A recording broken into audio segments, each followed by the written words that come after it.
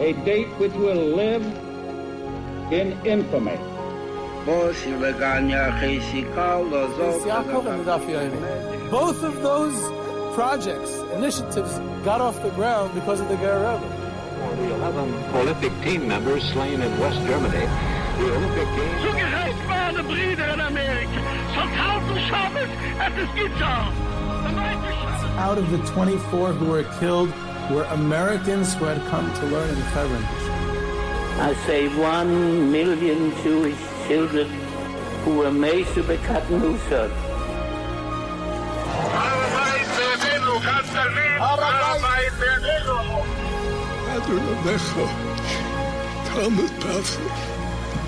Whoever heard such beautiful words?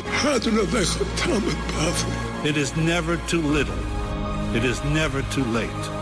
And it is never enough. Jewish History Soundbites, bringing alive the world of our glorious past. Here is our host, live from Jerusalem, Jewish historian and tour guide, Yehuda Geberer. Yehuda Geberer with Jewish History Soundbites, and this episode has been generously sponsored and dedicated in honor of Rabbi and Mrs. Druk from Detroit, Michigan. Mrs. Druk is a direct descendant of Rav Levi Yitzchak of Berditchev, and also in honor of Mrs. Druk's parents, Rabbi Meir and Sarah Junik, Aleim Hashalom, who both spent very difficult years b'mesiras nefesh in the Soviet prisons under the communists. May they have continued nachas from their children and grandchildren, and it is the yahrzeit of this direct descendant of Rav Levi Yitzchak of Berditchev, so it's also Le'ili Nishmasa, Sarah Fruma, Bas Rav Shmuel. And this is an episode about, long overdue I would say, about Rav Levi Yitzchak of Berditchev, the Kedushas Levi. So, very excited to do this episode. Before we get there, I want to get some feedback from the recent episode on Navardik. Also, I just recently listened to, on the fantastic podcast, the Sfarim Chatters, there was a really great interview with Dr. Nomi Seidman about her book on Sarah Shanir. I really enjoyed it. An amazing interviewer, the host of the Sfarim Chatter podcast, and it was very articulate and very well done. And just I had a whole series on girls' education, and it's a great book, the Seidman's book about Beis Yaakov. So you might want to listen and check out that podcast as well. But going back to, I got sidetracked there. What was I saying? Yes, so the Navardik episode, I got some good feedback. A lot of people liked it. I got some nice letter from a very knowledgeable and dedicated listener who always shares and adds so much from his vast knowledge, Nachum Shemaryahu Zions. So I just want to read part of the letter that he sent. See here that Navardik had a branch open in Russia until 1925. I mentioned that Navardik ran over the border in 1921, so apparently some branches stayed on longer. And then he continues, I want to point out a very interesting observation. You mentioned how no other network acted like Navardik in recruitment and in sending out Bachrim to build new yeshivas. However, Chabad had already done this in Russia and later on in Poland and in the United States. There are many other similarities as well, including in the idea of building up self-esteem among the students. In addition, the comment you mentioned about the camps could be applied to Chabad in both the Holocaust and in communist Russia and in the Far East during the war. It's very interesting that there's all these similarities between Navardik and Chabad. He also referred me to Glenn Diner's article about the yeshivas and the interwar. And Glenn Diner puts the number of Navardik branches at 70 and claims that they were self-funded and had a whopping 3,000 students. It's hard to believe that the numbers were so high from what we know about the correspondence with the Vada Yeshivas and the Joint, but we'll let it go. So there's definitely a lot of Navardik branches out there and a lot of students. It seems that the whole Chaim Grada story struck a chord with the listeners as well. It seems that his story is pretty popular. I'm actually working on a paper about his writings in Navardic, and I spoke to other people who are researching it also, and it seems like it's popular today. Hopefully we'll get back to him. Also, whenever I get back to the Chazon Ish, we'll probably speak about Chaim Grada as well. He studied with him, he was mentored by him, he lived by him, and then he made the Chazon Ish the main character in volume 2 of his book Tzemach Atlas, or the Yeshiva, or Melchemes HaYetzer, whichever translation you use to read that novel. But going back to what's more important, Rav Levi Yitzchak of Berditchev, the Heilige Kedushas Levi, the Berditchever, the Sanei Goyren Shel Yisrael, the great defender of the Jewish people. It's a special place with me to tell his story. I love speaking about him. We go often on trips to Berditchev, where he's buried, and I love guiding Berditchev and his grave site. And I was just there recently, and it's been redone because they excavated the area and they actually found the original kever, the original matzeva, the original gravestone of him and his sons who are buried next to him, and it's kind of like a hole in the ground now. You daven over this ledge, and it's deep down, and it's apparently where it's several feet off of where we've been standing all the years, and now we have the right place. And in fact, on this recent trip that I did, one of the fellows on the trip guided us to the shul that the Berditchever davened in, which I hadn't even known existed, and I never had been there before, so that was exciting too. So Berditchev is always very nice, and then of course the group always sings the Berditchever Niggin, the one that the Kedushas Levi composed, and it's doubtless one of the best Jewish melodies ever composed, the Berditchever Niggin. So it brings you to good places. So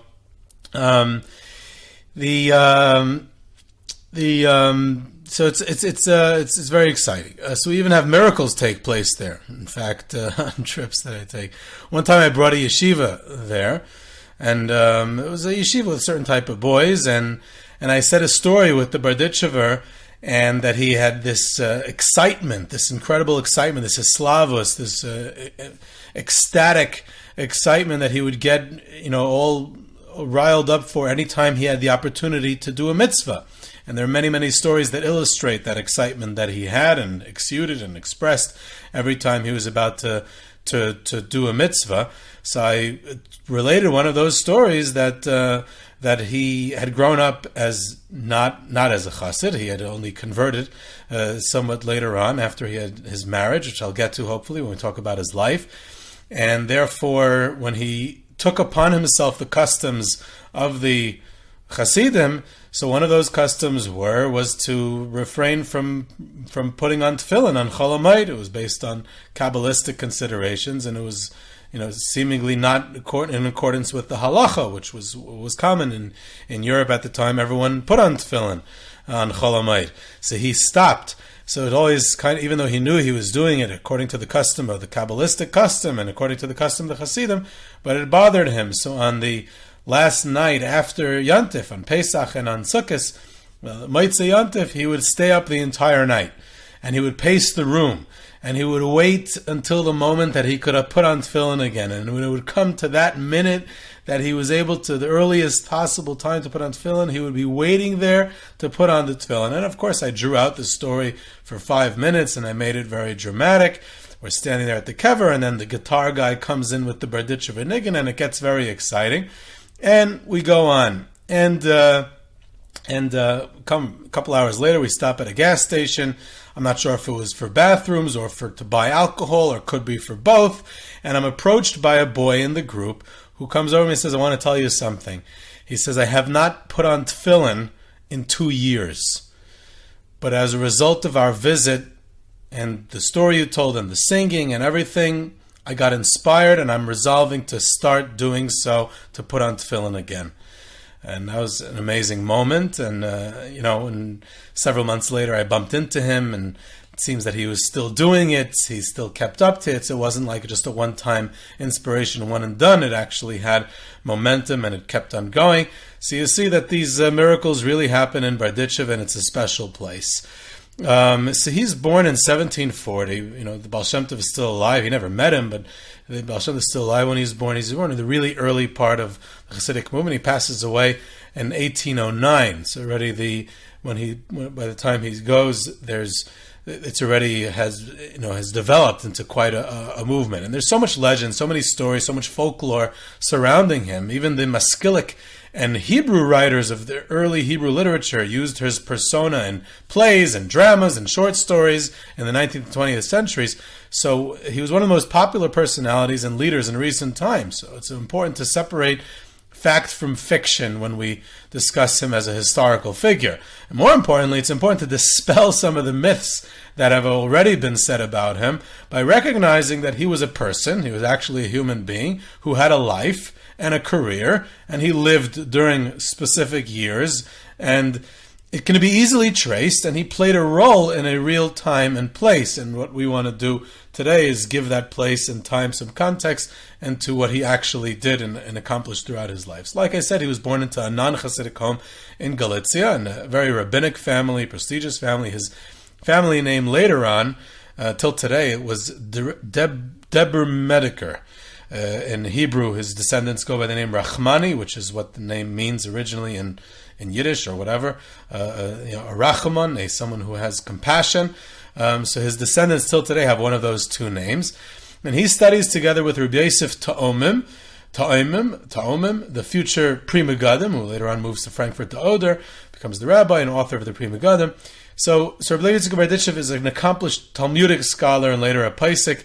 Now, throughout his life, his entire life and career, he would be a rabbi. He would be the head of the rabbinical court. He would be the Av Bezdin. He was the Paisik. He was also later, at a later point in his life when he was in Berditchev, he was a Rosh Yeshiva. He opened the yeshiva and he delivered regular shiurim to the students in the yeshiva. In other words, he was first and foremost a world-class Talmud Chacham, and at the same time, he was one of the greatest and most legendary Chassidic tzaddikim. So in many ways, he was even the ultimate Chassidic tzaddik, or the paradigm of the Chassidic tzaddik. So apparently there's no contradiction between wearing those two hats and playing both those roles at the same time. He marries at a young age, as was custom at the time, into a wealthy family in Lubartov, or Bistro Peretz. And then he got attracted to the ways of the nascent Chassidic movement, which is wasn't even really a movement yet. It was still in its developmental stages. But the one who influenced him was Reb Shmuel Shmelke, later on of Nikolsburg. At that time, he was the rabbi nearby in Richeville in Galicia. He's one of the senior and premier disciples of the Maggid of Mezritch, and he brought him to the Maggid. When he returns home to his father-in-law, who was not a Chassid, from the Maggid, he disapproved of his going to the Maggid and being attracted to the Chassidim. So he was asked by his father-in-law, "What did you see by the Maggid?" So he said, "Now I know there's a God in the world." So his father-in-law, who was a wealthy individual, calls in the live-in maid, and he says to her, "Do you believe in God?" And she says, "Yes." So he turns to his son-in-law and says, "You see, even a simple maid that knows there's a God in the world." So he says to his father-in-law, "Sie glaubt das, aber ich weiß das." She believes it, but I know it. And the reason I know it is because I was by the Maggid of Mezritch. So he enters the circle of the Maggid, becomes one of the most important members of the Heilige Chavraya, the holy group that surrounded the Maggid of his students. Later on, he'd be seen as one of the most senior and one of the only tzaddikim who was universally respected throughout the entire movement, which was quite a rare accomplishment. He even tried brokering the peace accords between Reb Nachman of Breslov, who referred to him as the Pe'er Yisrael, the glory of the Jewish people, or whatever, however you would translate Pe'er, and his adversary, Reb Aryeh Leib, the Shpoile Zayda. It was unsuccessful peace accords, but at least he made the attempt, and he was seen as someone who could broker that peace treaty. Also, in another bitter dispute at the time between the Alter Rebbe, the Baal Tanya, and Reb Avram Kalisker. So that was another. In other words, they came to him. He was seen as the senior scholar, the one that everyone agreed on, the one that was beloved by all, the one that was respected by all. Reb Shneir Zalman of Liadi, the Alter Rebbe, held him in especially high esteem.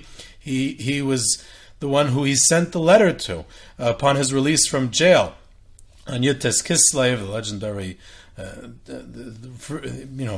Till today is celebrated.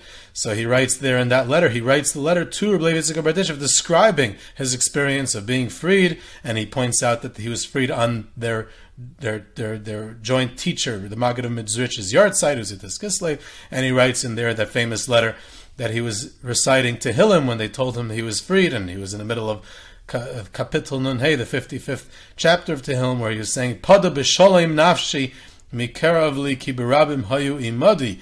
And he says he didn't even get to finish the pasuk of Pada b'sholem nafshi when he got freed. So that the recipient of that letter was Rav Levi Yitzchak of Berditchev. The two were very close. So the Berditchever had a rabbinical career, like I mentioned. While he was in his low 20s, he seems that he replaced his Rebbe, Reb Shmuel Shmelke of Nikolsburg, in the rabbinical position in Richeville for a short period of time. It's unclear how long that was. For you have to work out exactly, because Reb Shmelke left to become a rabbi in another town, and later on in Nikolsburg, and moved to Germany, to Bavaria. And so you have to work out those years, but it seems like it was a short time. But he was already in his low 20s. He was the Berditchev was already a rabbi. In about 1765, he was appointed the rabbi of Zelichov, which is also in Galicia. Now we know today, based on letters and other written sources, that he remained there for about a decade, until about 1775, when he was appointed rabbi in Pinsk, which was a large and prestigious city. And towards the end of 1775, he was appointed rabbi in Pinsk. And the city was also known for being a stronghold of the Misnagdic movement, which is something we'll get back to, the irony of that. And he remains there for also about a decade, till 1785. So again, this is important because I'm about to dispel a few myths here. So from 1765 to 1775, he's the rabbi in Zelichov. And then from 1775 to 1785, he's the rabbi in Pinsk. And then, of course, in 1785, he's appointed as the rabbi in Berditchev, where he remains for the remainder of his life, till 1809, for close to a quarter of a century. So now we come to be annoying mythbuster. The story goes that his appointment to the Pinsk rabbinate was secured through the efforts of Reb Aaron Hagadol of Karlin, the great Karliner Rebbe, also a student of the Maggid of Mezritch. There's another story, even more exciting.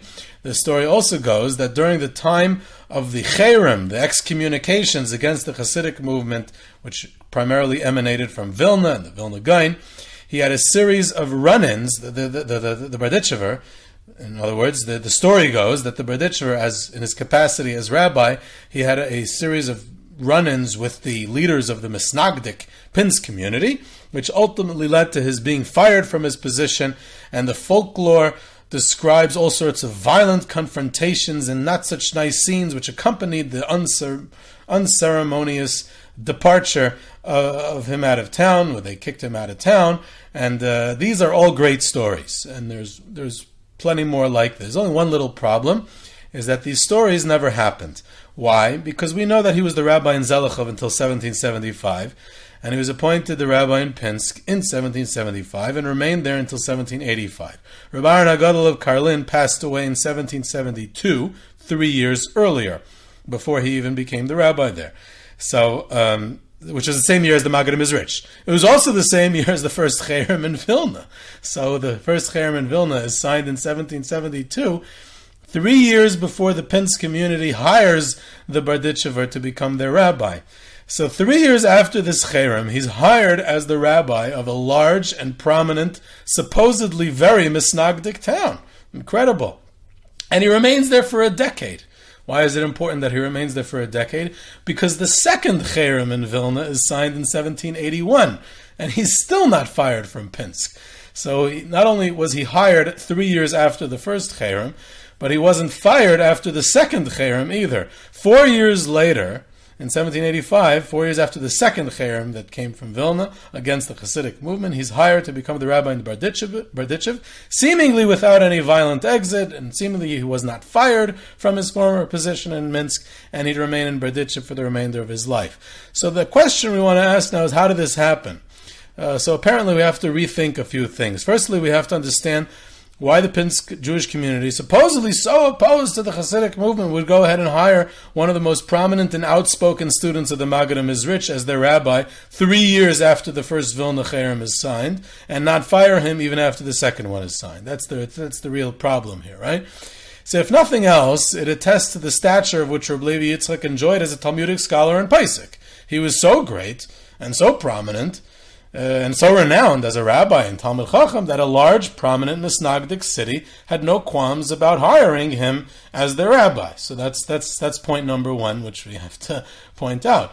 But the more important point is, this gives us the greater context of the time, is to dispel another myth. There's a widespread assumption, which is a misconception, that in Eastern Europe at that time was divided into two warring factions. And everyone belonged to one of those factions, either Chassidim and Misnagdim. That was the two sides, and there was nothing else in between. Now, someone recently emailed me the following line in the context of something he was writing to me. Everything else in the email was fine. It was great. Then he writes to me, the word Litvak at that time was synonymous with the word Misnagdim, Misnagid. That's what he wrote to me. Now, nothing could be further from the truth. It seems from many sources that this was simply not the case. There was a minority of Chassidim. In the 19th century, they would grow to become a large minority, but we're still in the 18th century. There was an even smaller minority of active Misnagdim, and I'm using the word active on purpose, active Misnagdim. And the overwhelming majority of the Jewish population of Eastern Europe didn't care much either way. They weren't really involved. They were ambivalent. They were not on either side. They were just, regular, good old Jews, not involved in this new thing of Hasidim and Misnagdim. That was the overwhelming majority of the Jewish population of Eastern Europe during this time. So the Vilna Cherem, with all the noise that it made, it didn't exactly transform the landscape as far as the average community viewed the Hasidim, and definitely not the reaction they would have hoped for. Now, most communities simply ignored it. They didn't really act on it. So therefore, a community like Pinsk, though they may have had Misnagdim, but they were able to hire someone who was ostensibly in Cherem, according to Vilna. They hired him to be their rabbi. They didn't fire him even after a second Cherem came out, and he was their rabbi for 10 years.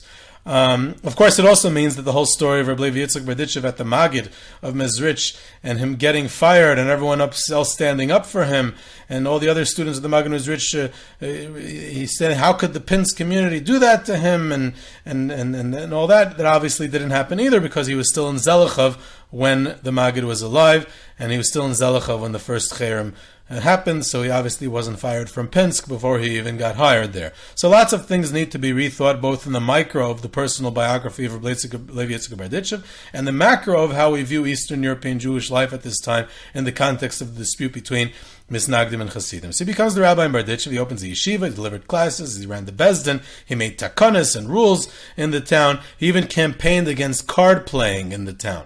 Okay, talking about in a time where there's no Haskalah, there's no secularization, there's none of that. It's the late 1700s, but apparently card playing was a big issue, and he went against it, and he campaigned against Jews sitting around playing cards. So he also played a major role in leadership of the Jewish people in general. He presided over meetings of leaders from all over the Ukraine and raised funds for different causes. It's unclear when he officially became a Chassidic tzaddik, in addition to his regular rabbinic responsibilities, but he never founded a dynasty, and he didn't have the institutionalized chutzner or Chassidic court that's associated with later Chassidism. On the other hand, he produced many influential students. His descendants were very influential as rabbis, as Chassidic tzaddikim throughout the generations, and he was very influential in spreading the message of Chassidus and building and developing the movement, a crucial role, and he was at a crucial time. What he's most known for is as the great defender of Israel. His slogan was Mi Ka'amcha Yisrael, for everything under the sun, who is like the Jewish people, and how great the Jewish people are. The Heilige Rishon, or Yisrael Friedman of Rishon, was even fond of saying that if you evoke the name Berditchev, because it is so much associated with the Berditchever and him defending the Jewish people at every means and always possible, so even evoking the name Berditchev has the power of raising the merit of the Jewish people in heaven. So when the Berditchever was asked why he bent over backwards to be the great defender, why was he so out to look for the good of the Jewish people? And this is a question that's obviously asked in Eastern Europe by either a Galician or a Polish Jew. How could you be so positive all the time? Why are you looking at the good all the time? Why can't you be a little cynical or negative? That's basically what the question was. So the Berditchever answered that he cited a Gemara in Brachos in regards to the Gemara states over there that God wears tefillin, and in his tefillin it says Mi ka'amcha Yisrael, who is like my children, the people of Israel. So the Berditchev said we have a halacha in Shulchan Aruch that one can't distract himself from concentrating on the tefillin for even one moment.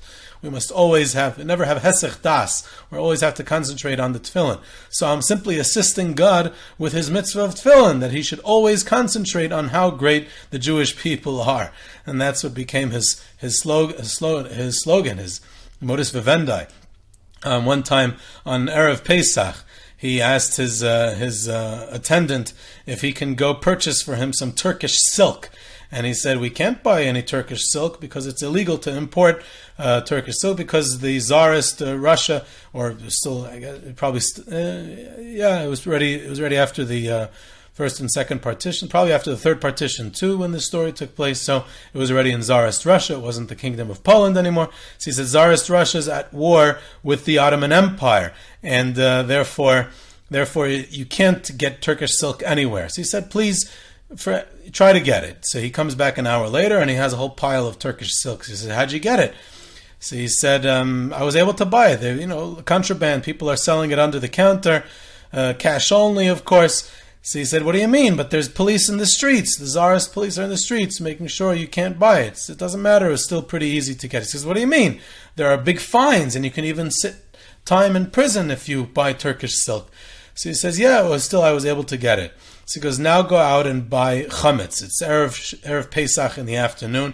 Go buy chametz by one of the Jews of Berditchev. So he says, Rebbe, how can I purchase chametz? No Jews have chametz in their house. So he said, just go and try. He comes back 3 hours later, not a crumb of chametz. He said, no one has anything. So he says, what do you mean? There's no cops in the street. There's no fines. Kares is a very abstract punishment, and it comes much later. There's no immediate repercussions. How is it that every single Jew does not have a crumb of chametz in the house? He says, look, I'm telling you, I tried and I couldn't find any chametz to purchase for the Rebbe. So he says, look, Mika Amcha Yisrael. Look how we find the merit. Look how we look for the good and the positive, and always he's able to do these things to bring out the beauty of the Jewish people. He would see the simple working man fixing his wagon and praying with his talis and tefillin in the morning in Berditchev. He would say, oh look, even when he's fixing his wagon, he finds the time to pray to God. And he would walk through the streets of Berditchev with a bottle of vodka, and he would go to a non-Jewish drunk alcoholic and say, look, I have a bottle of vodka. And he would grab it from him and he would say, thank you, and chug it down. And then he would go to a Jewish alcoholic lying in the gutter. He wasn't the greatest Jew in Berditchev. And he would say, I have a bottle of vodka for you. And the Jew would ask for water to wash his hands and then take the bottle of vodka. So he would say, even the Jewish alcoholic and lying in the gutter in Berditchev, he first washes his hands before he takes the vodka. And there's literally 1,000 other stories in that vein. Some are true, some are legend, some could be true, some aren't, some will be, some whatever. But the idea is that this became his theme, this became his whole approach. And of course his excitement for mitzvahs, which I already mentioned earlier. His one time Sukkot morning, his esrog was behind the glass break front or some sort of thing like that, and he was so excited to perform the mitzvah of esrog that he shoved his hand through the glass and bloodied hand, and he grabbed the esrog, not even noticing that he had just cut his hand. That's the extent of his excitement.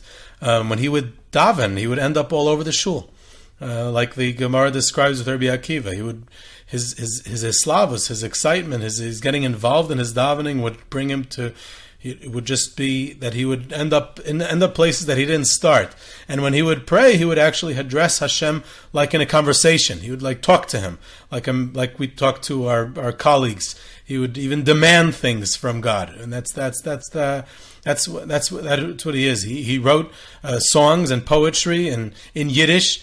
About Lamer Machen Abayit, let's make a trade. He's talking to God about making a trade between the sins of the Jewish people to receive forgiveness and blessing for the Jewish people. And we say Motzei Shabbos, many people say Gott von Avram. I'm not sure if he himself composed it or he popularized it. It may have been an earlier poetry, but a prayer for the week. There's the Oy Mani Choyma, which is a popular song sung in many communities about him describing how despite all the hardships of the Jewish people throughout their exile, throughout their history, they've stayed close to God, they've still believed in Him.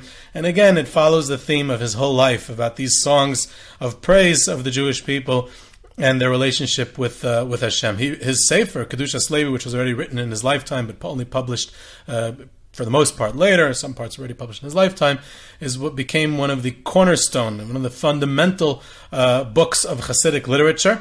And there's even a fascinating story, we'll end off with that, of one of the people who you could think of as the ultimate litvak, Rabbi Zalman Meltzer, who was, when he was 13 years old, he showed up at Volozhin Yeshiva. He grew up in the town of Mir, and he came at the age of 13 to Volozhin, became a superstar in Volozhin, a student of the Netziv, of Reb Chaim Brisker, a huge, tremendous Talmud Chacham, and later on was a Rashiva in Slobodka and Slutsk, and then later retired to Israel, where he was the Rashiva in Eitz Chaim. You couldn't get anyone more Litvish than Rabbi Zalman Meltzer. And in his later years, he resided in the Batei Rand neighborhood in Yerushalayim, and for the first time in his life, he is exposed to Chassidim, who are his neighbors.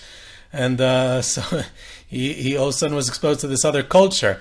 One time he comes back home from Eitz Chaim, and his wife is, I guess, shopping in Machane Yehuda Shuk or something like that. She wasn't home, and the door was locked. So he knocked on a neighbor's door and asked if he could sit. He was already an elderly man. If he could sit down and wait in the kitchen until his wife comes home. Sure, by all means.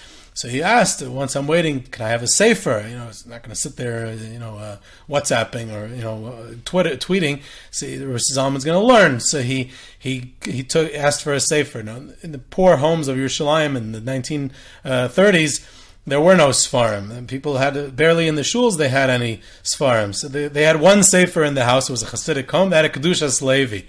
So they handed Rabbi Zalman this Kedushas Levi.